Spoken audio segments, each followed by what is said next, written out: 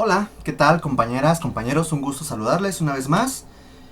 Bueno, pues el día de hoy vamos a iniciar, mejor dicho, a continuar con la temática que se inició con una sesión sincrónica que se tuvo la clase anterior la semana anterior, debido a que hace 8 días no tuvimos clases por el aniversario de la Revolución Mexicana. Bueno, nos quedamos nosotros en esta revisión de los modos de habitar, señalando que los modos de habitar, podríamos hablar de los estilos de vida, de las formas de vida, que ahorita en unos minutos volveré a platicar de ello, y que los modos de vida van a estar condicionados por aspectos muy específicos culturales, incluyendo lo artístico, lo social, lo político, lo económico, etcétera, así como el tiempo y el espacio. No es lo mismo el desarrollo que se pueda tener en la ciudad que en el campo, que al sur de la ciudad, que al norte de la ciudad, que en la Ciudad de México, que en Yucatán, no sé, algún lugar de África, algún lugar de Asia, etcétera. Entonces vamos a tener un abanico, un mosaico de una amplia diversidad cultural en todo el mundo. Y ahí está la problemática. Nosotros como arquitectos, cuando atendemos sus demandas para generar satisfactores espaciales, ¿cómo nosotros podemos generar estos espacios, diseñarlos, si no conocemos los modos del habitar? Si no entendemos su cultura, si no entendemos su ubicación, si no entendemos la temporalidad en el momento en el que estamos haciendo esto. Es pertinente señalar que hay un gran abanico de diferentes opciones políticas, de lengua, de religión, de, eh, de pensamiento, un gran color de la ropa, en la arquitectura, étnica, de colores de piel, etcétera. Ahí es interesante que nosotros entendamos este abanico. Quizás aquí es muy marcado si nosotros tratamos de hacer comparaciones y relaciones, no sé, de Hawái con Cozumel. Pues son cosas muy diferentes, aunque tengan en común ciertas cosas, pero son dos culturas diferentes. ¿Qué pasa, por ejemplo, cuando nosotros analizamos dos alcaldías? Queremos hacer un proyecto en Coyoacán y un proyecto en Tlalpan. Bueno, también hay una diversidad cultural, una diversidad de espacio, que debemos nosotros que entender y no dar como hecho. Bueno, aquí nada más les muestro este diagramita que se me hace muy interesante. El autor es Nolan, que es de los 70s, y es un diagrama y se los voy a compartir para que lo puedan contestar y de pronto saber, según su postura o su pensamiento político, en qué parte de todo de esta gráfica se encuentran. Interesante porque esto también tiene que ver mucho en cómo los modos de habitar son de una forma u otra, a partir del pensamiento dominante en el gobierno, en el Estado. Y es interesante, ¿no? Izquierda, derecha, liberal, totalitario, centro, a partir de la libertad económica y la libertad personal. Del lado derecho se ponen los extremos, dicen que todos los extremos son malos. De un lado, del izquierdo, está el anarquismo, del lado conservador se encuentra el nacionalismo, del lado liberal, el liberalismo, del lado totalitario, el marxismo. Y cómo podemos nosotros encontrar diferentes caras de esta burbuja política también conocida, el federalismo, el capitalismo, el socialismo, el estatismo, cuando es la mayor autoridad del Estado. Quiero que ustedes vean esto, digo, nada más para entenderlo. Como de pronto aquí es 0,0, y entre más avances en esta línea, en estas coordenadas, significa que tienes mayor libertad económica, y entre más avances en esta línea, en este eje, pues tienes mayor libertad personal. Esto quiere decir que en el caso, por ejemplo, del fascismo, tenías una libertad económica del Estado y tenías muy poca o nula libertad personal. quizás lo ideal sería ubicarse dentro de los centros. Un centro liberal o un centro izquierda, un centro derecha, etcétera. Pero bueno, es interesante. Les voy a enviar este link como para que ustedes hagan este pequeño test y de pronto ustedes se dan cuenta por dónde. Se supone que yo, por lo menos, según este test, ando por acá. Entonces, bueno. Entonces también la política afecta mucho el devenir, el desarrollo de los modos de habitar, de las formas de habitar de cada uno.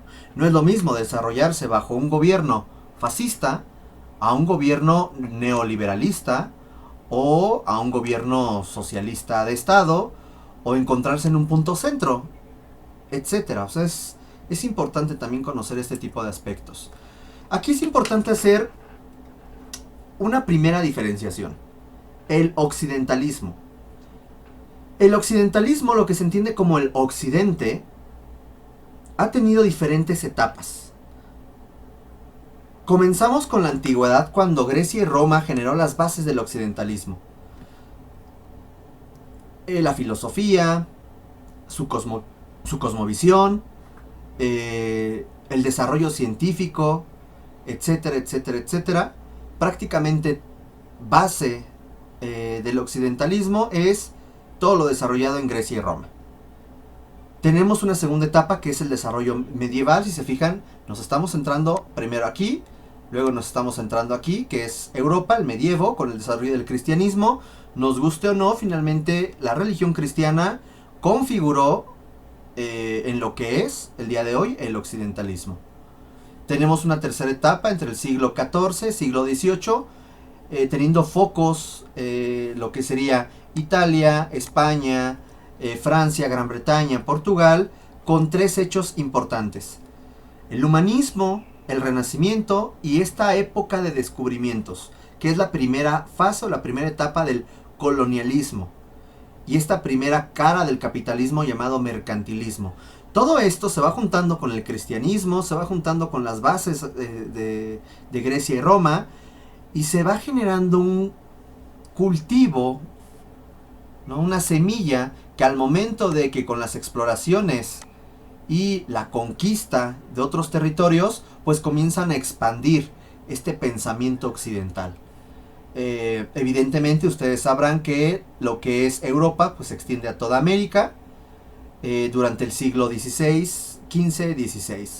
Tenemos una cuarta etapa que es del siglo XVIII a inicios del siglo XX, teniendo otra vez a Francia, a Gran Bretaña, ahora ya tenemos a Estados Unidos y a Alemania, entre otros muchos, porque también estaba el Imperio Austrohúngaro, se encontraba el recién nacido Imperio Italiano, ya no nada más la península itálica como anteriormente era, y el desarrollo de, por ejemplo, la Ilustración, la Revolución Industrial en su primera etapa, primera y segunda etapa, y el imperialismo, que es la segunda etapa del colonialismo, en donde Europa ahora se reparte todo el continente africano. Tenemos una quinta etapa que es el siglo XX, donde Estados Unidos, Alemania, Japón, Rusia, Gran Bretaña, Francia se convierten en polos de este desarrollo occidentalista. Rusia entrando a escena, porque comienzan las guerras mundiales, la primera y la segunda, la famosa Guerra Fría, que es una vez que pierde Alemania y que se divide Alemania en dos partes, con la Segunda Guerra Mundial, y que surge esta idea de la Guerra Fría en donde se divide al planeta en dos bloques, prácticamente aquí.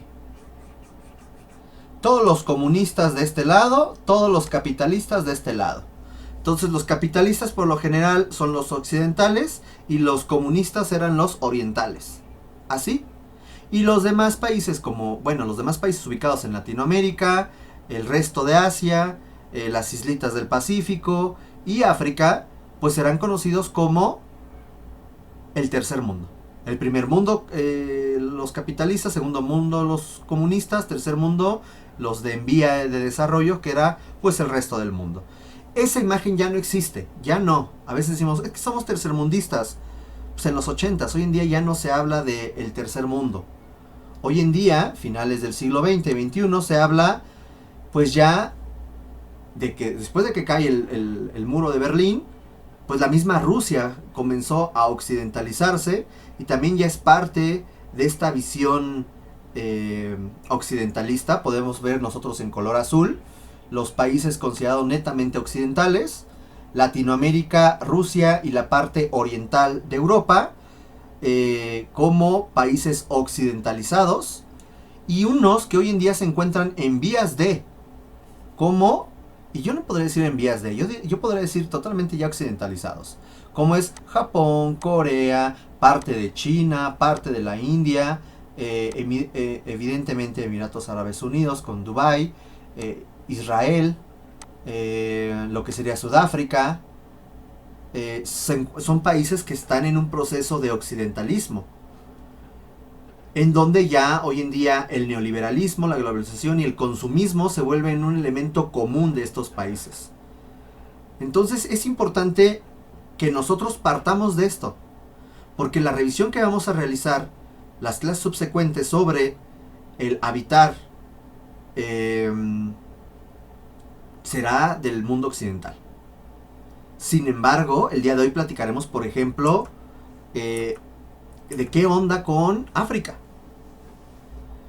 Hay que señalar que el occidente tiene características en común que fue dejando pues el humanismo, que fue dejando el renacimiento, que fue dejando la ilustración, el mismo desarrollo artístico del barroco, del neoclásico, del renacimiento. Son tendencias muy occidentales que al final pudieron influir a otras regiones, pero fue gracias al imperialismo, al colonialismo voraz que terminó influenciando a otros territorios. Es importante un punto aquí a señalar, el tema de la tecnología. Cómo de pronto la tecnología, que también es muy característica del mundo occidental, ha cambiado nuestros modos, nuestros estilos de vida. La misma televisión, antes que era un enorme aparato, hoy en día es tan delgadito. Hoy en día tampoco ya no lo vemos tanto, o ya se utiliza para otras cosas más que nada más ver televisión abierta o los programas del Estado. Ahora ya uno puede elegir qué quieres ver a la hora que tú quieres ver, cosa que en los 80s, en los 70s, 60s ni por aquí. Los mismos formatos de información para almacenar, cómo han ido cambiando, desde las tarjetas perforadas hasta hoy en día la nube. Seguramente les tocó utilizar todo ese tipo de cosas. Los disquetes, los CDs, bueno, no sé. A lo mejor los últimos CDs, ¿no? Pero todo lo demás nos ha tocado usarla. La máquina de escribir versus la computadora. Y vean qué computadora, ¿no? Casi del Windows 95 que ya ni se usa. El teléfono cómo ha ido cambiando. La iluminación, los focos. Impresionante cómo antes un foco gastaba 100 watts. Hoy en día gasta 5 watts. Esos han sido grandes avances tecnológicos. Y hoy en día la idea del Internet de las cosas, ¿no? De que a partir de un smartphone puedes manejar prácticamente todo. Programar iluminación, programar electrodomésticos, programar ciertos elementos de la computadora, del automóvil. Puedes hacer muchas cosas. Puedes revisar tu casa tú estando en el otro lado del mundo. Puedes ver qué está pasando en tu casa. Entonces es importante cómo esto ha impactado los modos de vida. Y cómo esto, y es una reflexión que ustedes tendrán que hacer, cómo esto ha afectado también la arquitectura. No es lo mismo antes generar ductos para gran cantidad de instalaciones, hoy en día ya no. O dependiendo para qué tipo de instalaciones. No es lo mismo antes considerar enormes televisiones para que pasaran a la habitación, hoy en día ya no. Antes no se consideraba el Wi-Fi, los cables coaxiales, la fibra de vidrio. Hoy en día se tiene que pensar en ello. En la cantidad de luxes, el tipo o la calidad, el color, perdón, de la luz, si es fría, si es cálida, etc. Esto fue parte de lo que quería que ustedes vieran con la película de Jacques Tati, de mi tío, en donde ustedes podrían ver ahí un poco de sátira, de pronto este exceso de la tecnología del movimiento moderno, ahí plasmado en esta película de los 50s, como de pronto era exagerado, ¿no? Y lo usaban, ¿por qué? Pues porque era la moda, ¿no? El pobre niño ahí se sentía aburrido porque era un lugar gris, monótono, no podías tú ajustarte a ese espacio, más bien ese espacio no podías ajustarlo a tus necesidades, tú tenías que ajustarte al espacio, y ese es el gran tache, ¿no? De pronto ahí podemos ver al famoso tío, ¿no? Luchando con el entendimiento de la tecnología, de no saber qué era esto, qué era lo otro, cómo funcionaba. De pronto la ama de casa cómo le presumía, ¿no? A los visitantes siempre prendiendo la famosa la fuente, y a los que entraban, pues de pronto esto como para qué, no sé, pero se usa, ¿no? Entonces como lo usa la gente moderna, yo también lo tengo que usar. Esa es una moda que hay que tener cuidado, las modas son pasajeras. Aunque hay modas que llegan para quedarse y cambian totalmente los modos de vida, ¿no? Ustedes dirán, oye, ¿qué, Daniel, por qué estás poniendo a los supersónicos? Me gusta porque los supersónicos fue una caricatura de los 60s, que creo que todos hemos visto, aunque después hicieron un refrito en los 80s, y bueno, no tuvo tantas temporadas, pero yo me quedo con esta versión de los 60s, en donde en los 60 nos mostraban la idea futurista de lo que todo occidental americano, o sea, muy estadounidense, de la familia feliz, cómo sería el futuro. Si se fijan, es un futuro prometedor, feliz, no hay guerra, la tecnología hace todo por nosotros. Tristemente ya no estamos en la Tierra, estamos elevados, pero sigue estando el cliché, por ejemplo, la escuela pública con su estadio dentro de una burbuja, ¿no? El centro comercial, el estacionamiento, el canal de televisión, las oficinas, viviendas, los autos voladores. Antes se creía todo eso, de que el futuro iba a ser autos voladores y viajar por el espacio, o viajar por lo menos por los aires. Pero fíjense que a pesar de eso, como hay elementos como la televisión. La televisión, dentro de este esquema, fíjense cuántas actividades con la televisión. Lo que hoy en día es algo muy común con las videollamadas, o con la tablet, revisar el periódico en la pantalla de la computadora, no lo sé. Hasta las consultas médicas, ¿no? Todo con la televisión. Quién sabe, no hay cámaras, quién sabe, no veo la cámara, de ser un puntito, pero lo que en los 60 era algo como de wow, hoy en día ya lo superamos. Pero tampoco hay tanta felicidad como nosotros pensamos, hay mucha complejidad, ¿no? La idea del trabajo en casa, ¿no? Muy interesante ese tipo de cosas, la comida, que además podemos ver el tipo de comida, ¿no? Hay comida de todo tipo, unas más sanas que otras, pero bueno. Por eso me gusta un poco esta referencia, porque de pronto podemos ver cómo muchos, los famosos boomers y después las otras generaciones, todavía se tenían la idea de, es que tengo que casarme para hacer una familia, yo voy a trabajar, la mujer se va a quedar en casa, voy a tener un niño y una niña con un perrito, lo ideal sería tener una servidumbre, yo voy a mi trabajo, llego, descanso, como, leo el periódico los domingos. O sea, este esquema muy de Estados Unidos fue para muchos, los que crecieron en esas décadas, la idea del hacia eso vamos. En Volver al Futuro también manejan algo así. Interesante, y de pronto pues ya rebasamos el Volver al Futuro y pues las cosas ya no pintan así, ya no se piensa en autos voladores, ya no se piensa en que nos alejemos de las ciudades, al contrario, se está pensando en quitar los autos, se está pensando en cambiar las vialidades a áreas verdes, recuperar ríos, hacer ciudades verdes, algo que en los 60 no estaba ni por aquí, todo era como máquinas, modelos, todo era algo diferente. Después de todo lo platicado, vamos a comenzar con una revisión acerca de el paradigma africano y del Medio Oriente. O sea, vamos a comenzar con lo no occidental. Vamos a primero revisar lo africano y el Medio Oriente, muy general. La siguiente clase revisamos Oriente, específicamente Japón. Y en 3 clases, que creo que es una antes de salir de vacaciones, vamos a comenzar la revisión ya del mundo occidental, ¿no? De la vivienda. Vamos a entender cómo de pronto a partir de las características culturales, los modos de vida se reflejan en la arquitectura de una u otra forma. ¿Ok? Además como las determinantes, cultura, tiempo, espacio. Vamos a comenzar. Primero recordando esto, los modos de habitar hay que entenderlos como los estilos, que es algo muy personal, algo muy individual, y las formas de vida. Aquello que tiene que ver con esos factores que a mí me van a influir y que de pronto me pueden obstaculizar o impulsar el desarrollo, el entendimiento de mi forma de vivir. La cultura, el tiempo, el espacio, y es un entendimiento más comunitario, más social. Social no por el criterio de, sino por cómo de pronto la gente influye también en mí, ¿no? Entonces ahí vamos a encontrar los modos, las modas, la religión, el pensamiento, todo esto, ¿ok?